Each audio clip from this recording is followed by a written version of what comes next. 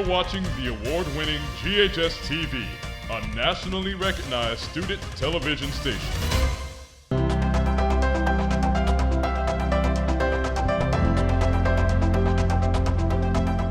Welcome to Inspiring Leaders. I'm Donna Newman, your host for our show, and thank you for watching our program. Through this show, we meet community leaders, and we examine how they're using their unique talents and skill sets to make a difference. And through our discussions, we hope to inspire others to discover and to share their own leadership abilities for the overall betterment of our community.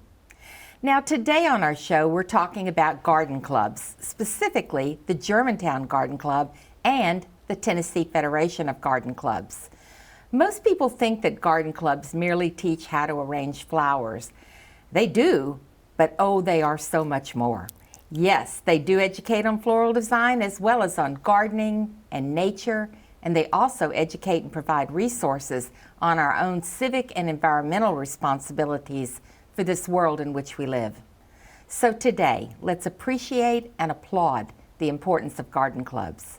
In our first segment of our show, we'll meet Lucy Calvin, president of the Germantown Garden Club, along with Chris Kellyman, District 1 Director of the Tennessee Federation Garden Clubs. In our second segment, Lucy and I will be joined by Carol Simeon, current treasurer of Germantown Garden Club and co-chair of their exciting new seed library project. Joining us now, Lucy Calvin, president of Germantown Garden Club, and Chris Kellyman, District 1 Director of the Tennessee Federation of Garden Clubs. Welcome, ladies.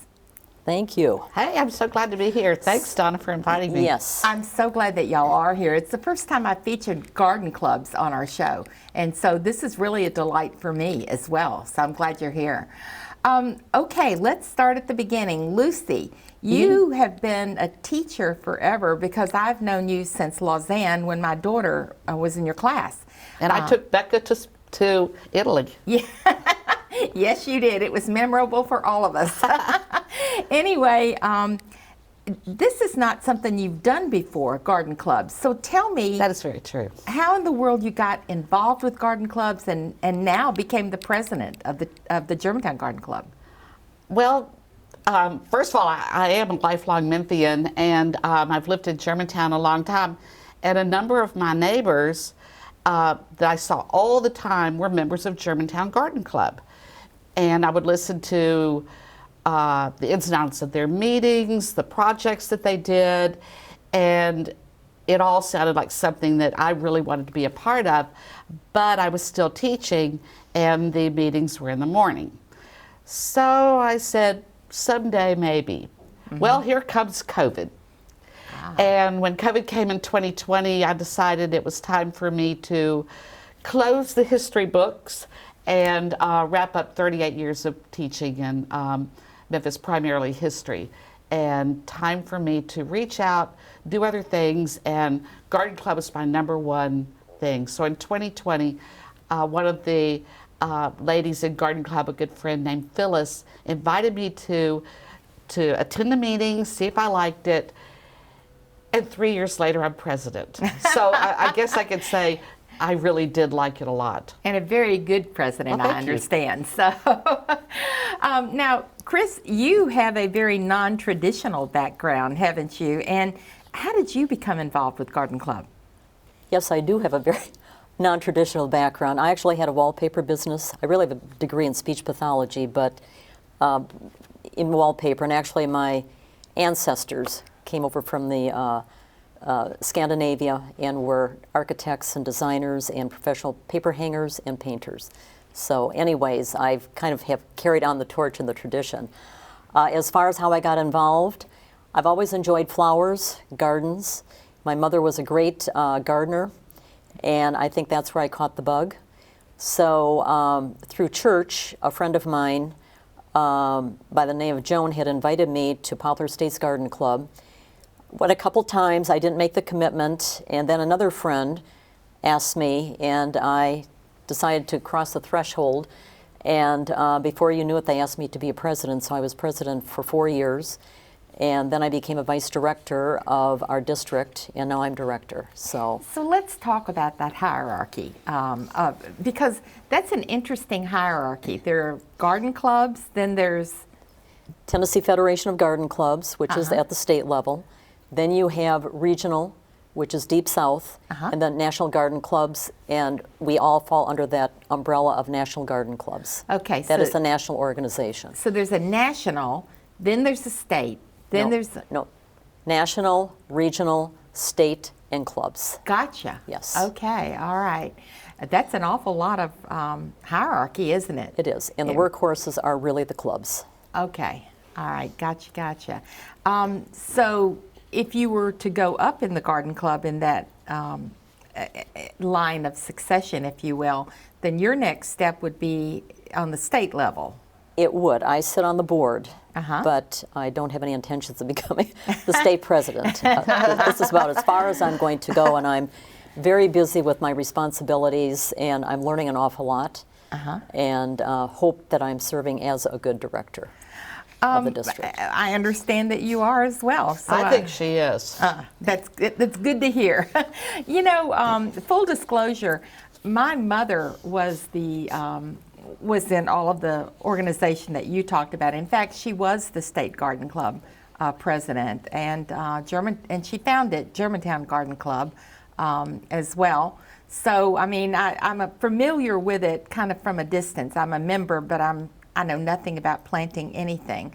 But the garden club involves so much more than planting and floral design. Talk to me about who joins your garden club. I mean, we have all different ages that join. We have clubs that have men participating. My own club, Poplar Estates, has an architect who's a member. He's interested in our bluebird trails and our arboretum. So, I mean, I don't know, there might be some clubs that maybe are restrictive and don't have men who can join. But anyone who's interested. We like diversity. We like all ages. Some of our older members have learned a lot through gardening and so forth and offer wisdom, whereas our younger people can offer enthusiasm, energy, and new ideas. So it's really important to connect all of those ages together. Don't you agree? Oh, I completely agree with you on that. As a matter of fact, the new project that we are in partnership with the Germantown Library, we feel will be a big outreach to some of the younger mothers. I There's agree. a number of homeschool families that live in Germantown that are there at the library, and when they use our seed library, they can say, Germantown Garden Club. Wonder how I could be a part of that group. And so, yes, we do welcome women and men. Currently, we are women, but we welcome people of all ages also. You know, it's I can actually say this. It's not my mother's garden club anymore. But I brought something to show you. Oh my goodness! What did you bring? I brought the yearbook. Germantown Garden Club was founded in 1989, and this little yearbook from a long time ago is the one that has your mom's name in it as one of the two founders. And so, well, thank you. well, I know you've always been proud of that, so I have. I just wanted to bring Thank it. you. You're very welcome. Thank you very much. That's lovely. That's a nice surprise. Well, as we look at it, it's truly not the kind of garden club that she had all those years ago, because I was very familiar with it because she's my mom. Right. So what is the same and what is different about the garden club now? Not just Germantown, but all of them. Right. In your intro, you talked about more or less mission as far as conservation, environmental, floral design. So we are supporting the National Garden Clubs and the regional for what they represent. Okay. And National Garden Club has all of these programs that are available that we support, and it covers all of those things that I talked about: civic responsibility, environmental responsibility, tuned into nature, and how we are an important part of preserving our planet. One of the flyers that I saw along the way had to do with Feeding America, Planting America. What is that about? Okay, that's an NGC program, and basically NGC being? National Garden Club program. And basically, they are giving people an opportunity who raise produce in their own gardens. Community gardens is to donate what they don't use to food pantries, food banks, and so forth. I see. Well, that's a great benefit to the people who are enjoying growing things as well as to the community at large. Exactly. Isn't it? Well, Yes. that's wonderful. It really is. Yeah, it truly is. So that's the national program. National. Does that theme get pushed down to the state? Oh, absolutely. All the Uh-huh. way down to, yes, to the local level. Okay, all right. So in the current yearbook, I believe that theme is printed in there, isn't it? I don't know. I would have to take a look, but I'm sure it is. As for me, perhaps it's my many years of teaching, but for the future of garden clubs, the word education is what really is a driving force behind what I want to see. With Chris mentioning the importance of our food chain and pollinators, if we have no bees someday, we don't have any food. Produce, no. No, I taught a section unit to second graders, and one of the pictures that I showed them is, here is a grocery store in the future if we don't take care of our pollinators. Here's what it looks with no bees. And their eyes got big because so many things weren't there anymore. And so the importance of, say, a pollinator garden. My husband and I are in the process of create a pollinator garden in our own backyard. And so little steps. It can be little pollinator gardens, big ones, but for bees and butterflies, the connection with our food chain Yes. is so The critical. impact, yes. Very much so. So cutting down the use of pesticides and so forth that are going Definitely. to harm these pollinators, which are so important to our food chain. And this is important to teach our children, isn't it? Oh, absolutely. Oh, there are future gardeners, absolutely.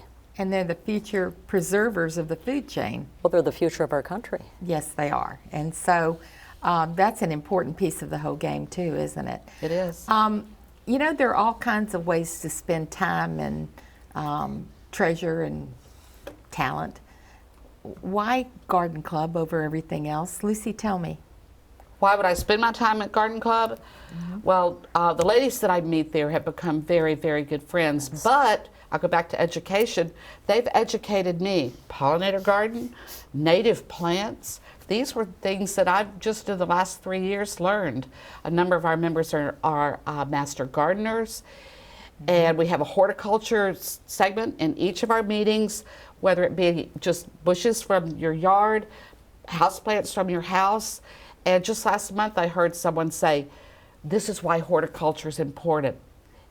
We all learn something, we all take something from it. So for me, the opportunity to learn from these ladies and then in turn do programs at the library that teach children and teach adults more about our world, garden clubs become very, very important to me. It's Well, one of my I'm favorite delighted things. to hear it because, you know, it's actually important to the community too. It's I think important. so. It's important to the ladies in it. It's important to the community as well.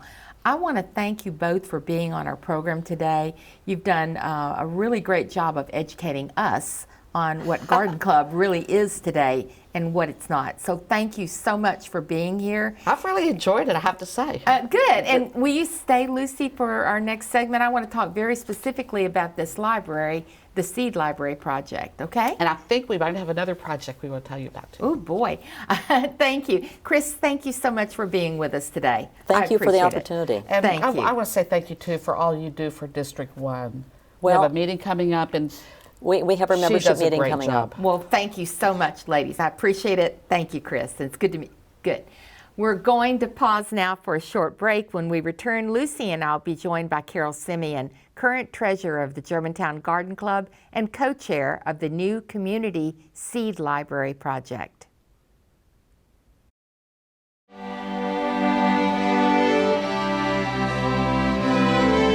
I believe the orchestra program is an important part of education because it gives students a way to process and express emotions that they don't get in other classes. Good. Let's do that one more time. Before I went into the orchestra program, I didn't really see the value of music until I really got into the community of people who were so into the idea of music. And so I feel like once I got around those individuals, they really helped me find myself and realize that music is what makes me happy. When I first went into orchestra, I was a very shy and very quiet and closed-off person, but now I see myself as a bit more confident and a bit more open to not only other people, but to new opportunities.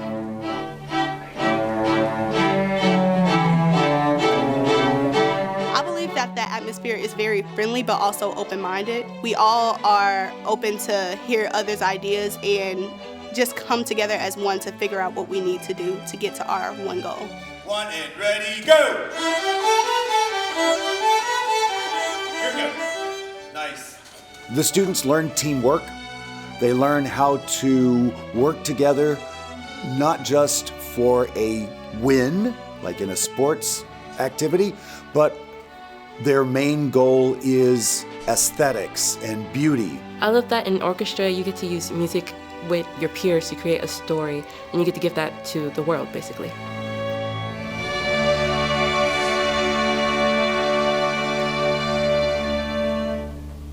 For more information about the Kappa program, visit ghskappa.com or call 755-7775. You're watching the award-winning GHS-TV, a nationally recognized student television station.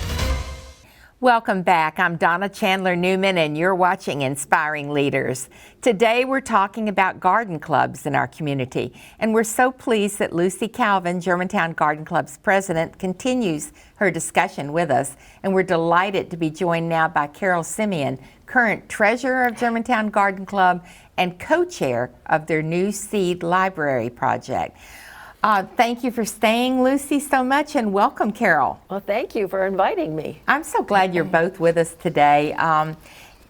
You know, Carol, how did you get involved with Garden Club? Because you haven't always been in Garden Club. How did you get involved? Well, I've always loved gardening. My parents were a big inspiration. I grew up in the Northeast, where gardening is very different up there. And then I moved to the Midwest and in Racine, and it's very different there also. So about 1985, my husband and I started a business, and we moved down here to Germantown and loved it. Just thought we were in heaven. But gardening was very, very different, and I had to relearn everything. So I actually applied to the Master Gardener program and got accepted and went through that and enjoyed it tremendously. And then a few of my friends said, Carol, how would you like to join the Germantown Garden Club? And I said, oh, I don't know, I'm awfully busy, but I'll give it a try. So I joined, and I have not looked back. I've been a member now for 9 years, and I wouldn't think of quitting or joining any other club in a garden area. I really enjoy it. I like it at this level too. I've been at the state level, and I really like the local level the best. So I'm a happy member of the garden club. Well, and you've also been president. You're also a past president I am, yes, of this garden club. Because as a member of this garden club, though I'm not a really great one, but as a member of this garden club, one of your special skill sets was to find a fit for everybody in the club, so everybody had something to do. That's right. And that's a very special skill set, and I know you put me in charge of bylaws and as parliamentarian, which is something I do know how to do, and Lucy's kept me on as that since. So I'm glad to see everybody gets something to do that fits their skill sets, and that's a very wonderful thing, and it also opens the door for so many members who may think they don't know anything. It's true, and she's been a real help to me. We've formed kind of a partnership, and we've really enjoyed working together. Absolutely, and that's true. When you join, you meet so many wonderful friends. They're lifelong friends, and you you just nurture them and where you think that they might fit in the garden club, because we have so many different committees, and you ask them what they would like to be. Either they don't have to be in charge of anything, but they can just participate in a committee. And we have many different areas. And they don't have to be a master gardener. You don't even need to know anything about gardening, just a desire to learn more. And the other thing that I think is so different, I had a friend tell me one time that she thought garden club was a bunch of ladies who went to eat snacks together and swap chicken salad recipes, is what she said. And your mother wanted to eat donut holes. My mother loved donut holes, even though she was the tiniest woman you ever saw. But that's exactly what my friend told me, and it's not like that at all. We've come a long way. Membership is a whole different game now. In fact, what you do to fulfill your mission with nature and design and in the environment in particular, and gardening, is the number of projects. Tell me first about your Paige Robbins project. Well, I am involved in that and have been for many years, and I'm not the chairman, but I do participate when they call me. And it's usually around the holidays. What happens is that Trader Joe's generously donates flowers to Paige Robbins. We come along, several members, when they're asked, trim the flowers, and then the following day we help them make arrangements for Valentine's Day, for Christmas, and around Thanksgiving we make cornucopias for the dining room tables. We sing Christmas carols with them. That's always fun. At Christmas, and that's a lot of fun. And the residents are very appreciative. The thing that you are in charge of, because one of your big projects is Madonna Day School, and you're in charge of the Mother's Day project, putting the flowers together, aren't you? That's absolutely true. We do that. It's actually a small part of what we do, but we do enjoy that, and we've done it for many years. We get donations. We solicit donations from local grocery stores, and Kroger is a big supporter, and also Costco, and they donate flowers, and then we have them bring their own vases, the children, and then it's a couple days before Mother's Day, and they make an arrangement for their mother. They pick it out, and they love it. And then they put a bow on the vase, and they write a little note, which is all learning. But it really inspires them. It's really sweet. And then if there's flowers left over, which there usually are, then we make them for the teachers and for the staff. And so some of the teachers have even said that's their favorite project the whole year is to get that bouquet of flowers. Well, that is an incredible project, and think about their moms, how much they must absolutely love that. I think themselves. they look forward to it every year. I bet they do. Well, you do something else with, and you told me about this a little bit, Lucy. Tell us about this Monarch dinner and your gardening and where that all comes together. Oh, okay. There are 10 raised beds and an herb garden at Madonna Learning Center. And just this last week, Carol, myself, and 2 other ladies went over there, and we prepared seed trays to go to the classrooms so that the students could plant their seeds, put them under the grow lights, and watch them from now till May. And then in May, the Garden Club will go back and have a planting day, and they'll plant. And the tomatoes, the peppers, the herbs will then be actually picked, because the adult class prepares something called Monarch Meals. The monarch butterfly is a symbol of Madonna.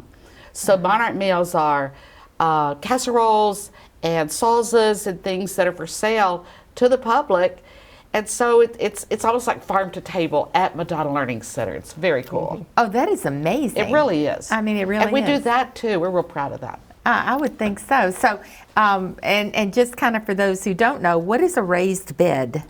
Oh, what would you say your best definition of a raised bed is? A short one. The short definition is it is a bed that has been raised with timbers, with a metal, whatever you want to raise it up with, at least, I'd say, 6 to 8 inches, and you fill it with potting soil, and you don't deep into the ground. And it makes it easier because in our climate, we have our soil construction is a lot of clay, and it's sometimes difficult to garden. So it helps to keep the soil amended. And I'm going to point out one of the other things you plant there at Madonna is corn, right? Oh, corn. Every child likes corn. And so corn doesn't just come from the grocery store. It comes from a stalk with ears. And so when they plant their corn in the ground in May, they'll come back in August when it's time for school. And there it's ready to pick. And so that's kind of neat too. There we go. It's education again. It is. Now, let me not miss this one. This is your seed library, and we only have like a couple of minutes for this. But Lucy, tell me where this whole idea came from. Well, there's a Madonna hook in, because I was coming to the library from Madonna one day, and two of my favorite young librarians were there. And they said, "Oh, how's your day?" I said, "Oh, I've been to Madonna, the garden." Garden? We're thinking about starting a seed library here. And I said, "Well, tell me about it."